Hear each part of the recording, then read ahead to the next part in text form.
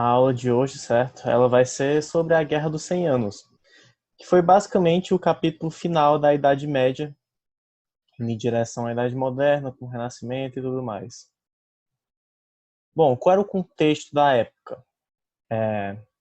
A gente primeiro teve uma diminuição das invasões. O que eram essas invasões? Eram as invasões vikings, que a gente teve por boa parte da Idade Média, que inclusive causaram uma miscigenação no povo inglês e tudo mais, além de guerras internas entre os povos europeus. A gente teve uma diminuição desses conflitos e isso permitiu que boa parte da população nessa época pudesse crescer, já que não ia morrer mais em guerras. E com esse crescimento populacional, a gente precisou produzir mais comida. Então, o que foi que se fez? Se drenou o pântano, se abriu novas áreas para plantio e se desenvolveram novas tecnologias para que se pudesse produzir mais comida. Então, a gente teve um bom crescimento populacional, só que isso acabou gerando um problema, porque agora os nobres eles tinham muitos filhos, só que eles tinham uma quantidade limitada de terras para eles deixarem de herança. Então, o que é que geralmente acontecia? O primeiro filho ficava com as terras, com o feudo que herdava. O segundo filho ia para a igreja. Mas e os outros filhos? O que é que acontecia? Bom, geralmente o que se fazia era que se dava dinheiro na mão desses filhos, certo? E eles iam embora do feudo e iam para pequenas cidades que eram chamadas de burgos. E lá eles começavam a comercializar entre si para fazer aquele dinheiro render, para fazer a sua vida e tudo mais. E assim surgiram os burgueses. E esses burgos começaram a crescer e esse tipo de economia começou a crescer também. E isso acabou gerando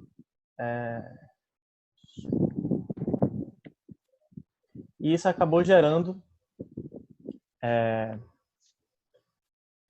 com que essas cidades e esses burgos e essas pessoas começassem a crescer em poder e influência, certo? E assim a gente teve o renascimento econômico e o renascimento urbano, que é o que vai dar o pacing de boa parte do trajeto em diante. Um segundo. Pedro? Opa, tô vendo aí. Se muta, por favor.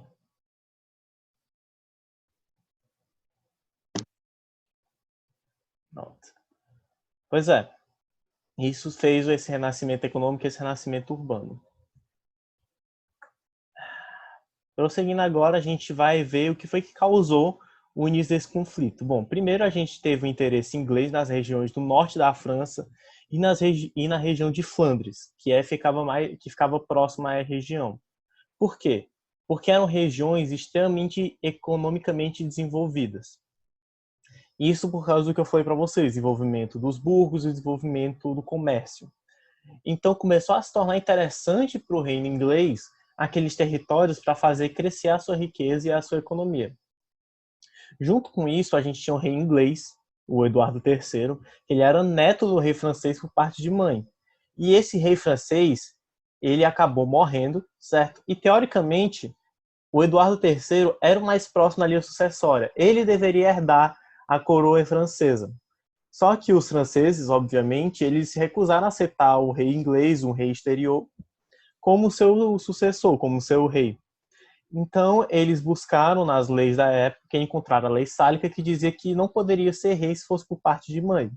E com isso, eles elegeram um novo sucessor, só que o rei inglês, juntando todos esses outros aspectos que eu falei para vocês, ele acabou usando isso como desculpa para entrar em guerra contra a França e conquistar esses territórios.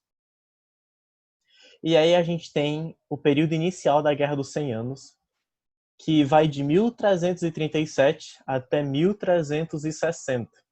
Bom, a França, teoricamente, atacaria a Inglaterra primeiro, porque eles queriam silenciar aquele rei que estava se autodeclarando o rei da França, quando na verdade ele não deveria ser. Só que o vento não estava muito favorável para eles naquele momento, porque ele estava vindo na direção oposta.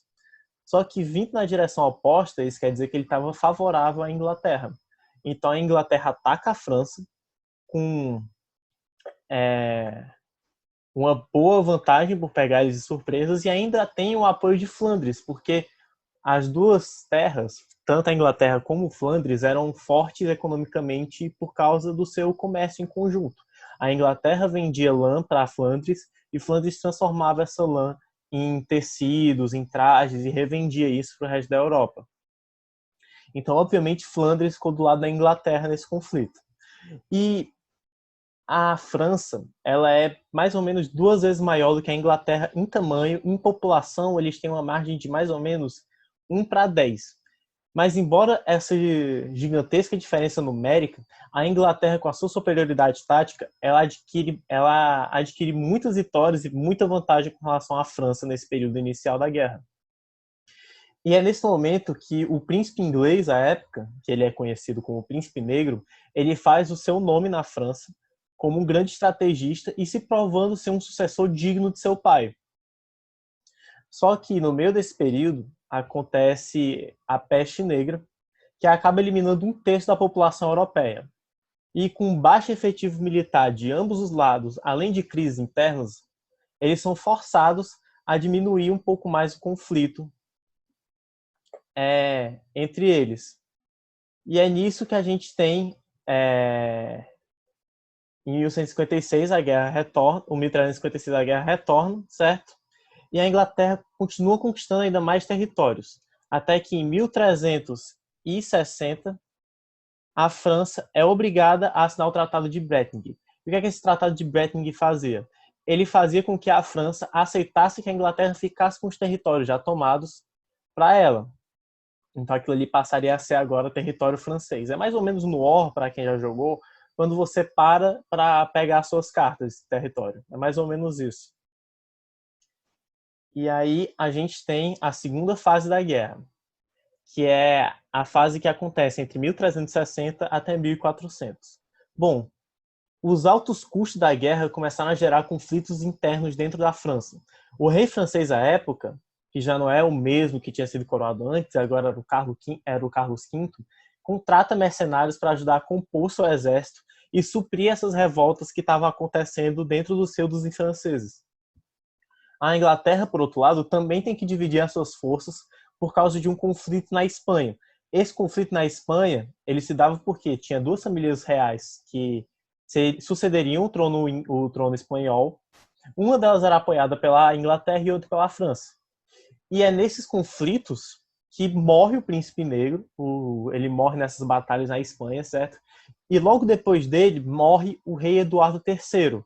Isso inicia uma crise de sucessão, por quê? Porque o sucessor dos dois seria o filho do Príncipe Negro, que era o Ricardo II. Só que o Ricardo II acaba sofrendo um golpe, e o rei que entra nesse momento, que é o Henrique IV, por causa dessa subida súbita ao poder, ele acaba tendo que lidar com diversos conflitos internos com a nobreza inglesa.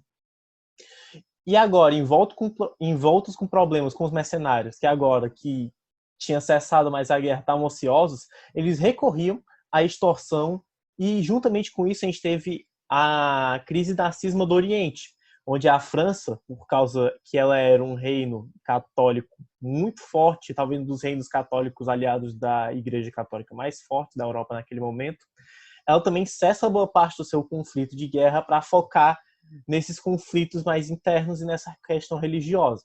E assim a guerra acaba parando, mas sem uma declaração definitiva de paz. E é nesse período que a gente tem o reinado do Henrique V.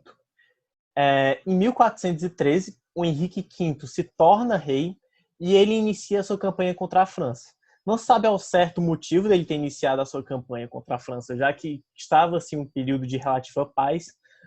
Há versões que diziam que ele queria reafirmar o seu direito ao trono francês. Outras diziam que o príncipe francês à época, o Delfim, havia feito pouco caso da coroa inglesa e do povo inglês. Mas o que importa é que ele inicia essa campanha contra a França e no mesmo ano o Henrique ele conquista a Normandia, que é uma parte no nordeste e noroeste da França, que antes era o bastião do povo inglês. E, além disso, ele conquista outras cidades importantes, como a cidade de Calais. 2 anos depois, ele sai vitorioso na Batalha de Agincourt, que é uma das batalhas mais famosas da Guerra dos 100 Anos, justamente porque eram alguns poucos milhares de guerreiros ingleses contra milhares e milhões de guerreiros franceses. Só que por causa do terreno e por causa da superioridade estratégica do Henrique, Eles saem vitoriosos da Batalha de Agincourt com pouquíssimas baixas, eliminam boa parte da nobreza francesa, porque os franceses achavam que seriam vitoriosos na batalha, na verdade eles tinham certeza disso, e por isso muitos nobres foram até aquela batalha para fazer o seu nome, e isso acabou custando as vidas deles. Então, justamente com isso, a gente teve um conflito interno na França que eclodiu com os rivais da coroa francesa. E vendo o avanço do Henrique, eles acabam se aliando ao Henrique na campanha dele contra a França, e assim fortalecendo as tropas inglesas. E isso faz com que a Inglaterra tenha um efetivo militar ainda melhor e fique ainda mais eficiente na sua conquista. Depois de uma série de batalhas bem-sucedidas, o rei Henrique V ele se encontra com Carlos VI da França e eles se reúnem para assinar o Tratado de Troyes, em 1420. Esse tratado era semelhante ao Tratado de Bretting, ele reafirmava as conquistas inglesas no território francês, só que além disso, ele dava em casamento ao Henrique V a filha do Carlos VI e ele deserda o príncipe Delfim em favor do Henrique V. Ou seja, em caso do Carlos VI morrer, o Henrique V se tornaria o rei francês. Só que 2 anos depois, o Henrique acaba morrendo. O rei francês morre pouco tempo antes desse meio período, certo? E o herdeiro da coroa passa a ser o filho do Henrique, o Henrique VI. Só que como ele tinha apenas 2 anos de idade na época, a coroa acaba ficando com a regência da esposa do Henrique, que era filha do Carlos. E é nisso que a gente tem o terceiro estágio da Guerra dos 100 Anos, que é o contra-ataque francês. Com a morte do rei francês e a regência do trono com a sua filha, que era então casada com Henrique V e mãe do sucessor Henrique VI, essa dominação estrangeira ela acabou deixando os camponeses cada vez mais insatisfeitos com essa situação e eles acabaram se mobilizando, sendo concentrados pela figura da Joana d'Arc, que aparece nesse momento, como sendo uma escolhida por Deus para coroar o príncipe Delfim como verdadeiro rei da França e tirar os ingleses do território francês. Nisso ela reúne grandes números de camponeses e eles se unem com as tropas do príncipe Delfim, que agora se autodenominava Carlos VII. Com o esforço de guerra renovado e a moral restabelecida, a França ataca as tropas inglesas e recupera boa parte dos territórios tomados pelos ingleses. E depois desse período, certo? A Joana d'Arc ela se torna um encosto para a coroa francesa, porque ela tinha muita influência com relação aos camponeses, certo? E os franceses começaram a ver isso como um problema, como um possível perigo à nobreza francesa. Então, denunciam ela por bruxaria e em 1430 a Joana d'Arc é queimada na fogueira. Depois disso, a França ela consegue mais algumas vitórias, expulsando completamente os ingleses do seu território, e com isso, o Tratado de Paz é assinado em 1453, 116 anos depois da declaração da guerra, sem que nenhum dos lados saísse vitorioso, porque ambos os territórios terminaram no final da guerra da mesma forma como eles haviam iniciado. Só que, por conta de ter terminado a guerra com sucessivas derrotas, a coroa francesa, a coroa inglesa, na verdade, ela entrou em diversos conflitos, inclusive um de sucessão.